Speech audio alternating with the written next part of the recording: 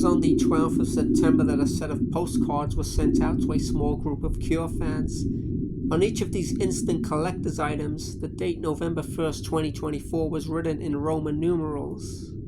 And as the news quickly spread throughout the community, we wondered what this cryptic message could possibly mean. An invitation to a concert? A new picture disc release? A new fucking clock? As I jokingly speculated at the time. A date to announce an announcement that will be made by the band on that date? I mean, surely it wouldn't be a release date for the long-delayed new album being announced to only a tiny portion of the fan base, would it? And with no talk of the album from Robert Smith for more than a year, it did seem that we were about to end another year without those songs of a lost world, as he called them, in our possession.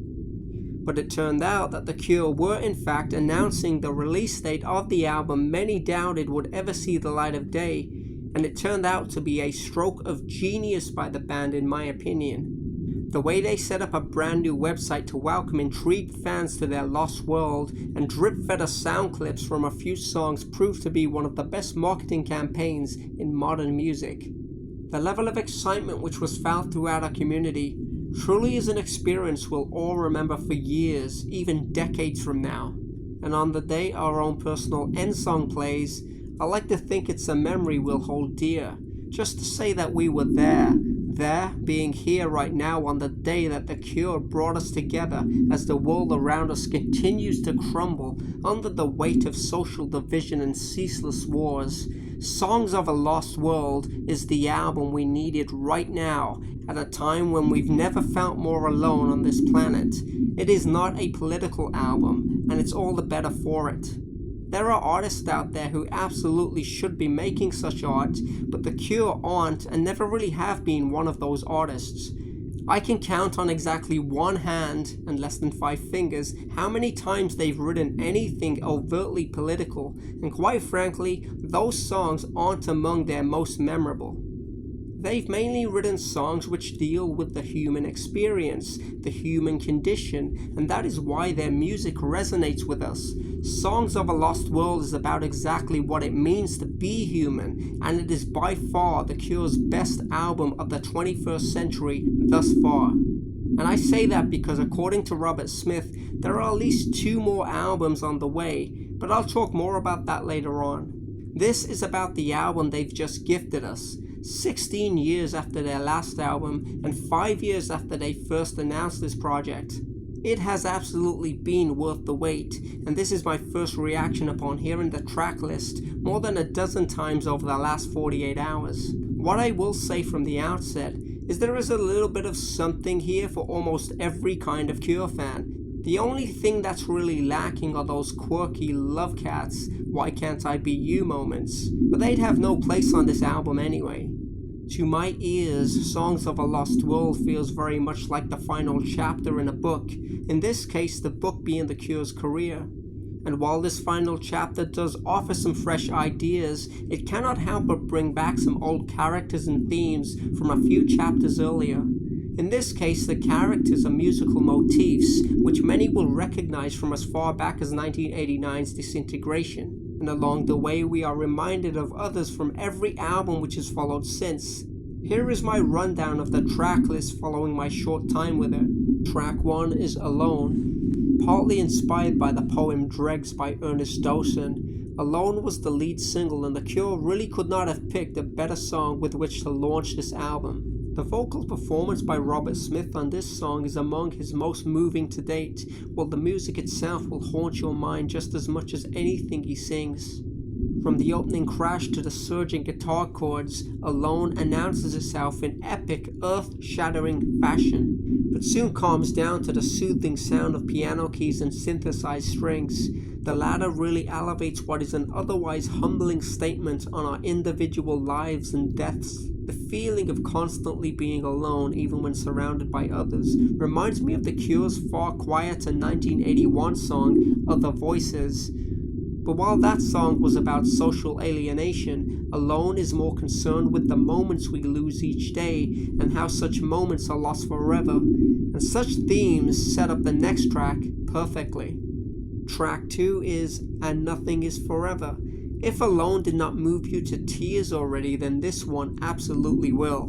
Based on the singer's real-life regrets over not being able to be with someone during their final moments, And Nothing Is Forever is driven as much by a sweeping string arrangement as it is the spellbinding piano keys which lend it a classical flavor. I can see some raising a smile upon hearing the music for the first time, but it won't be long before those tears are flowing as Smith struggles with forgiving himself. It's something many of us can relate to in life. The string arrangement is easily the best we've ever heard on a song by The Cure. Their mid-90s experiments, most notably This Is a Lie, sound rudimentary by comparison, though I still quite like them. Track 3 is A Fragile Thing. Robert Smith has likened A Fragile Thing to Love Song, and it's easy to see why, though I will say that A Fragile Thing is not as sweet as its comparison may suggest.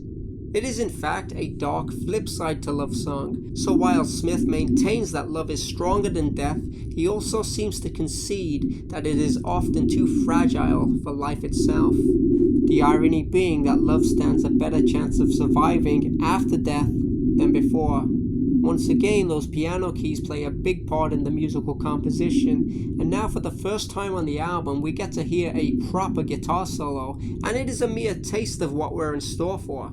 Track 4 is War Song, opening to an organ drone which instantly recalls The Cure's 1989 song Untitled, as well as the same year's outtake Pirate Ships. The screeching war song builds layer upon layer of guitars over a drum beat reminiscent of The Cure's earlier years.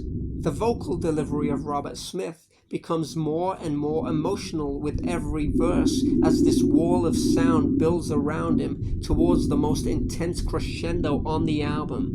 But rather than explode with an unexpectedly violent climax, the music instead subsides, sinking slowly like a battleship, or perhaps even simply just backing off in defeat. War Song is ultimately about peace, but in a world seemingly destined to be ruled by war, something that Robert Smith likens to human relationships themselves, which are prone to needless conflict.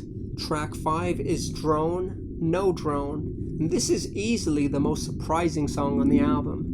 And while it's not exactly upbeat, it is as up-tempo as any dance track The Cure have ever recorded, and make no mistake, Drone, No Drone is a dance track, or at the least a danceable rocker in the same way that Never Enough and Wrong Number were. Robert Smith wrote this song about a drone which flew outside his home and made him question why exactly he was having such an extreme reaction to it, and whether it was simply the natural reaction which comes with age. The bass line by Simon Gallup is particularly strong, and this might be the song he is best remembered for on this album. Track 6 is I Can Never Say Goodbye. For me personally, and many others I'm sure, I Can Never Say Goodbye is the saddest song on the album. Robert Smith has explained quite clearly how it was written about the death of his brother. It's something we can all relate to when we've lost a relative we've known our entire lives. Musically, it sees a return to the piano keys, which played a big part on the first side of the album. But this time the keys are played in a more repetitive, more deliberate fashion. The sound of thunder recalls past classics such as Prayers for Rain and The Same Deep Water as You, though this time the expected rainfall does not come. You don't need to hear it anyway since your eyes will be flowing long before the end. Track 7 is All I Ever Am, and this is another up-tempo song, though unlike Drone, No Drone, it's not dance-orientated.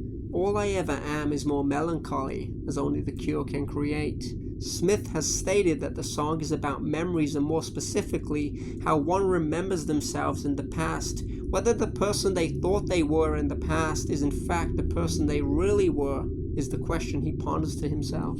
He also said that this was the theme for the 2004 song Lost, which might make All I Ever Am a companion piece. Of all the songs on the album, it is probably the most modern sounding, in fact. It wouldn't have sounded out of place on anything they've recorded since 2000, though if I had to put it somewhere, it would probably be Bloodflowers. So it is quite fitting that this penultimate and the final track that follows drip with the blood of those flowers that never died. The eighth and final song on the album is End Song. This is simply the greatest song that The Cure have recorded this century, at least until they release a recording of the live favorite, It Can Never Be the Same. End Song has the longest intro of any of the songs on the album, but not a single second is wasted during those opening 6 minutes. Some may feel the need to criticize the repetitive nature of the arrangement, but they clearly know nothing about musical composition if that's the case. Not every song is built around or should be built around the same structure. Leave that to the manufactured pop producers. The Cure are a fucking rock band, and while they've dabbled in pop, they've also never taken the conventional route, even on their poppiest albums. End Song is a rousing rock epic, which recalls the Bloodflowers title track without being a retread. It's also the song which would finally make the critics of Jason Cooper and Reeves Gabrels shut the fuck up.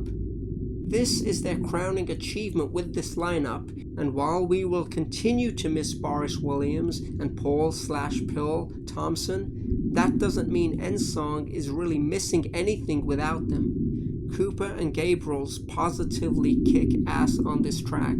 With its apocalyptic atmosphere, it builds and builds towards a climax which doesn't so much arrive as it just takes the form of a perfect storm, sweeping away the world itself, the world which is no longer, the world from which Robert Smith first observed the moon landings, the moon which remains and can still be gazed by Smith on this world he now stands, the world on which he sings, I Don't Belong.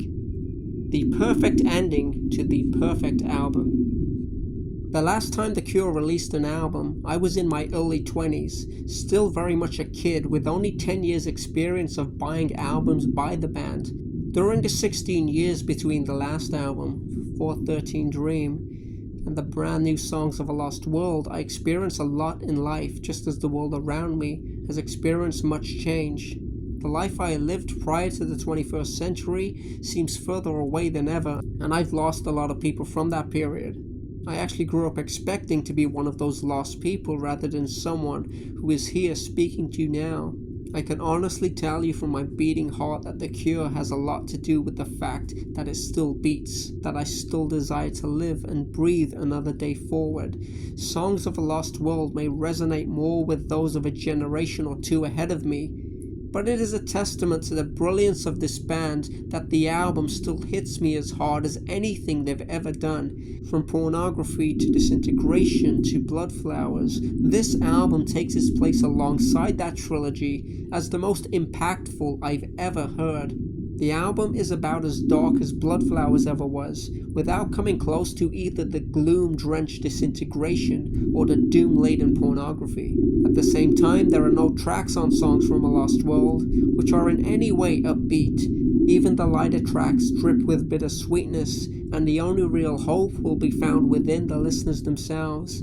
It's an album that I feel will move many to make changes in their lives before their own end song plays. Songs of a Lost World is not the relentless doom and gloom experience that Robert Smith had previously described the album as back in 2019. The track list has undergone many changes since then, with Smith himself admitting that he was talked out of releasing such a relentless album, and while I hold The Cure's Dark trilogy of 17 Seconds, Faith and Pornography up there as all-time greats, I don't mind that Songs of a Lost World isn't as grim as any of them. It's more an exercise in melancholy than it is pure nihilism, which brings it more in line with Disintegration and Bloodflowers. In my retrospective review of Disintegration, I had discussed the possibility of these three albums forming a new trilogy which would sit alongside the aforementioned Dark trilogy as The Cure's Hexalogy, their sixth darkest and arguably their sixth finest albums to date. Some may feel that the two albums that Robert Smith has promised are on the way will form their own trilogy with Songs of a Lost World, but I have a different theory. Robert Smith recently confirmed during a sit-down interview that many of the songs recorded over the last several years began life for past album projects, with one dating back as far as the Wish sessions in 1991. Other songs never made the tracklist for their 2004 eponymous album or 2008's 413 Dream, while the remaining songs were originally in the running for Songs of a Lost World itself, until Smith decided against including them, one of which was a song whose lyrics can be found in the Songs of a Lost World booklet itself. That song would be Bodiam Sky, while other past album outtakes include A Boy I Never Knew, Please Come Home, Another Happy Birthday, Step Into the Light, and my personal favorite Cure song of the 21st century, It Can Never Be the Same. All of these songs have been played live, and Smith confirmed they've all been recorded for inclusion on one of the next two albums. Could the follow-up albums to Songs of a Lost World be made up of songs which for whatever reason never made the cut the first time around on past albums? A world of lost songs perhaps? And considering that Smith mentioned that at least 25 songs had been recorded since 2017, we could be in store for a 2-volume set to be released sometime between now and The Cure's official retirement in 2029. We shall see what happens, but until then, I'd like to say a personal thank you to Robert Smith and The Cure for delivering the album we waited patiently to receive, and a thank you to the community I'm proud to be a part of.